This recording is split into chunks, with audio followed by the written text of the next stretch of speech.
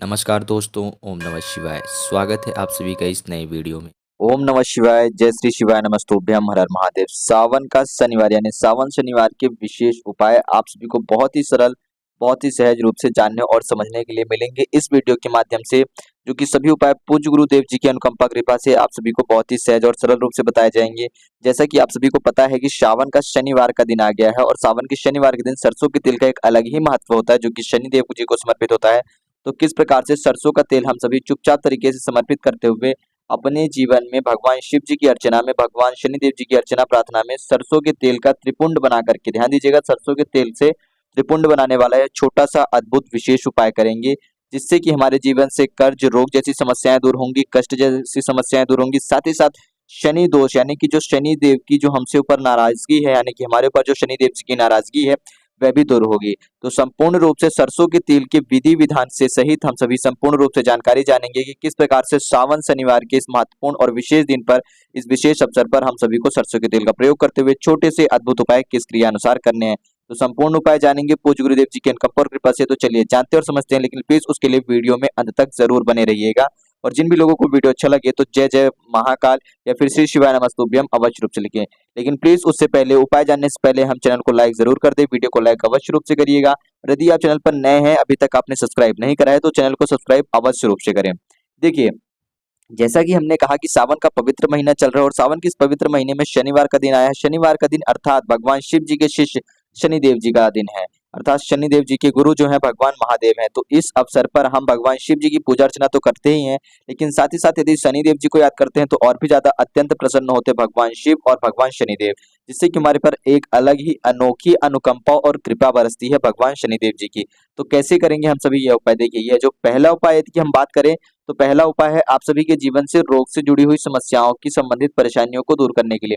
ऐसा कोई भी रोग हो जो कि आपको अंदरूनी शरीर में यानी कि अंदरूनी रूप में रोग हो, बदन में दर्द रहता है, कहीं ना कहीं हड्डियों में दर्द रहता है, सर दर्द रहता है, बीपी जैसी है, शुगर जैसी कोई ना कोई समस्या बीमारी है जिनकी आप गोली लेते रहते हैं, ऐसी कोई भी समस्या हो, यानी कि घुटनों में, बदन में, कहीं जोड़ में, या फिर बात जैसी समस्याओं हो, या फिर हमेशा आपकी बीपी बढ़ती घटती रहती है, या फिर आपको सर में हमेशा कहीं ना कहीं दर्द बना रहता है, जोड़ों में दर्द रहता है, या फिर पेट में आपकी कहीं न कहीं कोई न कोई तकलीफ या गैस जैसी समस्याओं से आप हमेशा ग्रसित रहते हैं, परेशान रहते हैं, तो आप सभी को यह उपाय अवश्य रूप से करना चाहिए।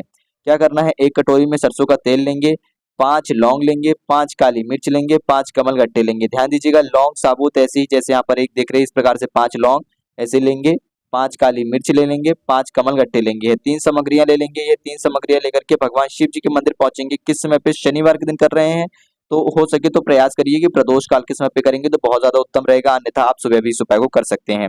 ठीक, सावन का वैसे भी पवित्र महीना है, तो आप सभी को पूरा का पूरा जो समय है, पूरा यानी कि पूरा का पूरा जो 21-22 दिन का जो समय होता है सावन का समय, ये संपूर्ण दिने ही बहुत ज्यादा पवित्र और बहुत ज्यादा शुभ होते हैं। परंतु यदि प्रदोष काल में करते हैं सावन का समय, प्रदोष काल का समय, तो ये दोनों चीजें जब एक साथ मिल जाती हैं तो और भी ज्यादा आप सभी के लिए लाभदायक और शक्तिशाली हो जाता है। तो सारी सामग्री आपने जल के पात्र में मिला ली है। जब जल के इसमें माफ करिएगा, जब आप सरसों के तेल वाली कटोरी में मिलाएंगे, साथ में 1 कटोरी और रखिएगा और मिलाते वक्त आप ओम शम शनिश्चराय नमः, भगवान शनिदेव जी के नाम मंत्र का जाप करेंगे। क्या? ओम शम शनिश्चराय नमः। सभी लोग समझ गए होंगे। ठीक, यह सारी चीजें मिला ली। अब इसके बाद जब आप इस सभी संपूर्ण चीजों से मिश्रित इस सरसों के तेल से भगवान शिव जी की शिवलिंग का अभिषेक करेंगे, तो उस वक्त जो आपके पास खाली कटोरी है, इसको शिवलिंग के नीचे रख दीजिएगा और हो सके तो किसी छोटी शिवलिंग पर अभिषेक करिएगा। बहुत ज्यादा बड़ी मंदिर में मत जाइएगा कि बड़ी शिवलिंग हो, या फिर आपने घर में शिवलिंग विराजमान कर रखी है तो आप उसमें भी अभिषेक करके, ठीक, एक प्लेट में शिवलिंग रखें, उसमें कच्चे इससे तेल से अभिषेक करें और फिर इस कटोरी में एकत्रित कर लें। तो जो तेल आएगा आपको उसको एकत्रित कर लेना है। कुछ लोग प्रश्न होंगे, भैया जो कमल गट्टे हैं क्या हम उन्हें ले सकते हैं, उठा सकते हैं? तो नहीं, कमल गट्टे नहीं उठाने हैं, आपको वहीं पे समर्पित रहने देने हैं। यदि आपके पास नहीं है, बहुत ज्यादा कमल गट्टों का प्रबंध नहीं हो पा रहा है, तो कम से कम एक कमल गट्टा का भी आप प्रयोग कर सकते हैं सरसों के तेल में डाल करके अभिषेक करते वक्त, और उसको वहीं पे समर्पित रहने दें। केवल और केवल आप सभी को तेल लेना है इस खाली पात्र में। जो तेल एकत्रित होगा, इस तेल को लेकर के आप अपने घर जाएंगे और जिस भी व्यक्ति को शारीरिक रूप में अंदर रूप से पीड़ा एकत्रित होगी, यानी कि पीड़ा है पेट में, कहीं पे पीड़ा है, पेट से संबंधित कोई पीड़ा रहती है, गैस, एसिडिटी, ऐसी कोई समस्याएं रहती हैं, या फिर कहीं ना कहीं खाना नहीं पचता है, या फिर कोई ना कहीं पेट में हमेशा कहीं ना कहीं कुछ ना कुछ दर्द बना रहता है, कुछ भी खा लेते हैं, तो ऐसे लोग नाभि में 1 से 2 बूंद का तेल का लेपन करेंगे। सर दर्द होता है तो सर में लेपन करेंगे, यानी कि शरीर में हर उस अंग में, हर उस हिस्से में लेपन करेंगे जहां कहीं पे भी उन्हें पीड़ा बनी रहती है, 3 से 4 बूंदों का।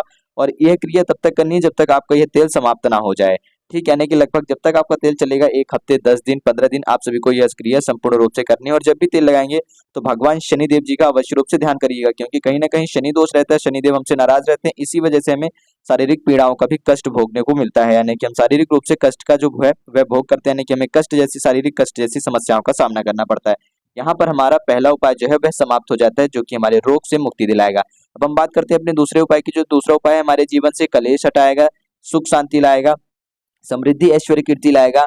जो अशांति बनी है, जो अप्रभाव बना है, जो अप्रेम बना है, यानी कि घर में अशांति रहती है, प्रेम नहीं रहता है, कहीं न कहीं किसी न किसी काम से लेकर के संबंधित हम परेशान रहते ही हैं, चिंतित रहते हैं, तो हम सभी को यह वाला उपाय करना है। और विशेष रूप से हमारी कोई भी इच्छा मनोकामना हो, किसी भी काम को लेकर के, किसी भी कार्य को लेकर के, हमारी कोई भी कार्य से संबंधित कोई भी इच्छा मनोकामना हो, तो हम सभी को यह वाला उपाय करना चाहिए, जो कि दूसरा उपाय है। क्या करेंगे, सरसों का तेल ले लिया एक कटोरी में, शनिवार के दिन ही ये सारे उपाय करेंगे, प्रदोष काल में करते हैं तो बहुत अच्छी बात है, अति उत्तम बात है।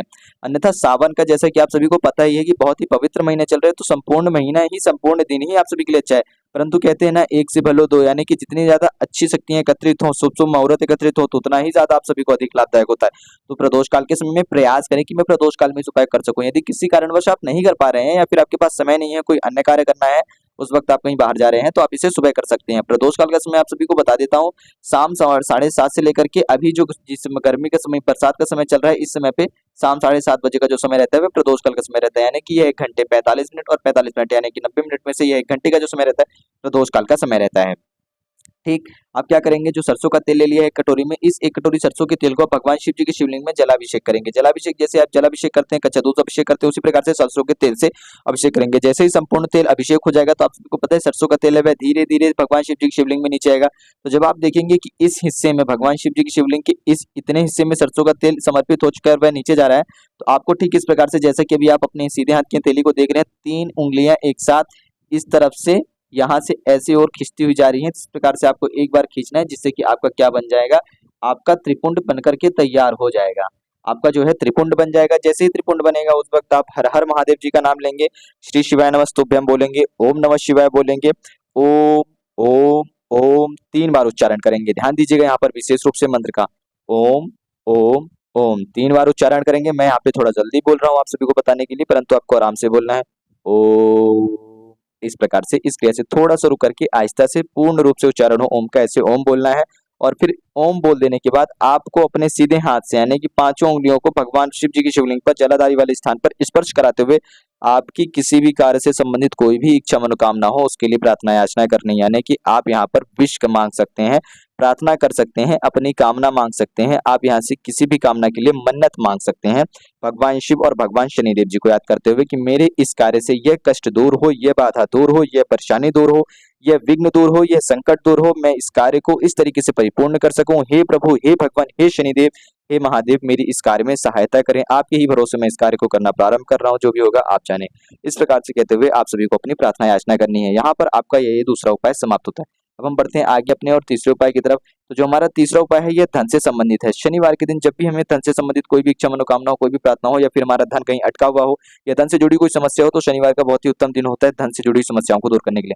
क्या करेंगे, किसी भी पीपल वृक्ष के समक्ष पहुंचेंगे, भगवान शनिदेव जी को याद करते हुए ओम शम शनिश्चराय नमः इस नाम मंत्र का जप करते हुए सबसे पहले पीपल के वृक्ष को स्पर्श करके प्रणाम करेंगे।